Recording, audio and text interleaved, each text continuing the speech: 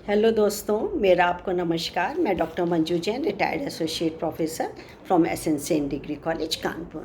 जी हाँ, मैं पिछले कई महीनों से प्रेरणादायक कहानी के साथ साथ एक और वीडियो निकालती हूँ जिसका नाम है धर्म मार्ग। तो दोस्तों, अब तक के वीडियो यदि धर्म मार्ग वाले आपने देखे होंगे तो ज़रूर आप इस बात से सहमत होंगे, मेरी बात को पूरी तरीके से समझ गए होंगे कि धर्म के मार्ग को अपनाने से कितने फ़ायदे हैं।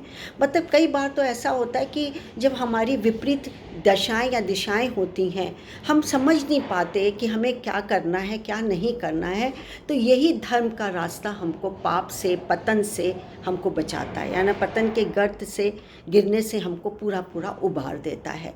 और फिर हमारे अंदर के जो कि विकार हैं, जलन है, ईर्ष्या है, डाह है, चिंता है, ये सारी चीज़ों को निकाल के बाहर फेंकता है और हमारे आंतरिक जो वो है वो प्यूरिफाई करता है। एक हमारे चारों ओर बड़ा अच्छा सा ऑरा बन जाता है जिसको हर किसी को ये लगता है कि हाँ, ये धर्म मार्ग को अपनाना बहुत ज़रूरी है। क्योंकि जैसे मैंने कहा हर बार कि हमको कहीं ना कहीं पतन के मार्ग से ज़रूर निकालता है, उससे बचाता है।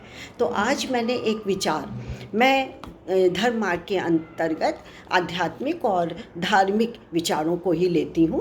और ये विचार तो हैं करोड़ों की संख्या में, लेकिन उनमें से कुछ बहुत महत्वपूर्ण होते हैं जिन्हें हर प्राणी को अपनाना चाहिए।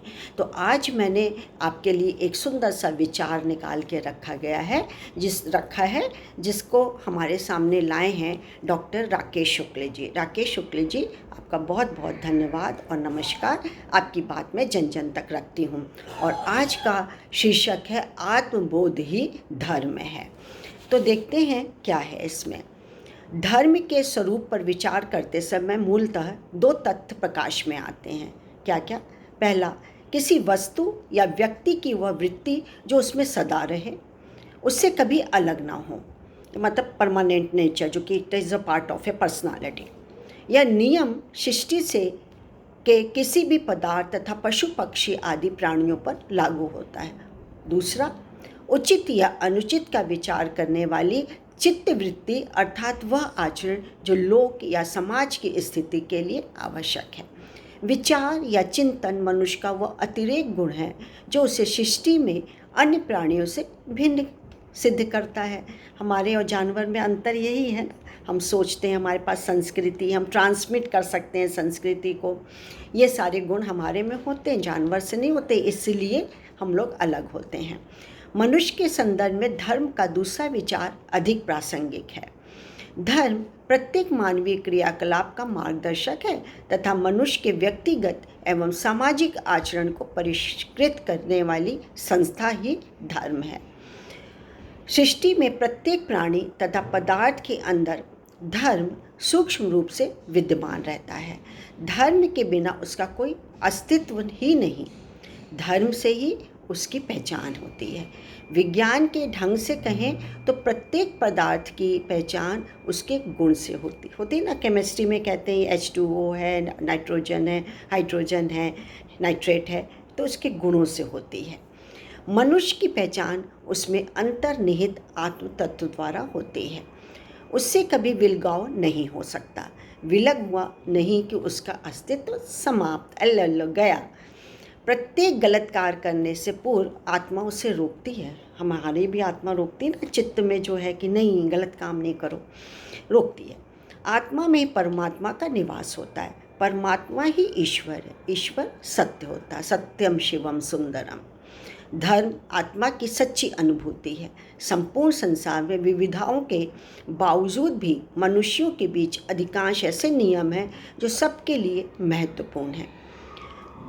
इन्हें शाश्वत जीवन मूल्य कहते हैं।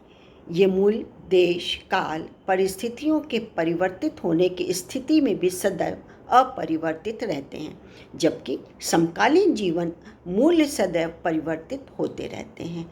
शाश्वत जीवन मूल्यों को ईश्वरीय नियम भी कह सकते हैं। ये नियम मनुष्य ने अपने हित के लिए स्वयं बनाए हैं। समाज नियमन के साथ ही मनुष्य मात्र को दुखों से छुटकारा दिलाने के लिए इन नियमों को बनाया गया है। धर्म मनुष्य ही नहीं वरन पशु, पक्षी या समस्त जड़ पदार्थों के बीच भी विद्यमान है। मनुष्येतर प्राणियों को धर्म का पालन प्रकृति स्वयं में कराती है। विचार या चिंतन मनुष्य का अतिरिक्त गुण है जो उसे सृष्टि के अनेक प्राणियों से भिन्न सिद्ध करता है। यही आत्मबोध है और यही आत्मबोध ही धर्म है। तो साथियों, मित्रों, मेरा यही कहना है बार बार कि हमको धर्म मार्ग को कभी नहीं छोड़ना चाहिए और उसके मार्ग को अपनाएंगे तो जीवन बहुत ही सरस और सरल हो जाएगा। आज के लिए इतना ही। फिर मैं एक नए सोच, विचार या धार्मिक विचार के साथ उपस्थित होंगी। तब तक मुझे आज्ञा दीजिए। नमस्कार। Thank you.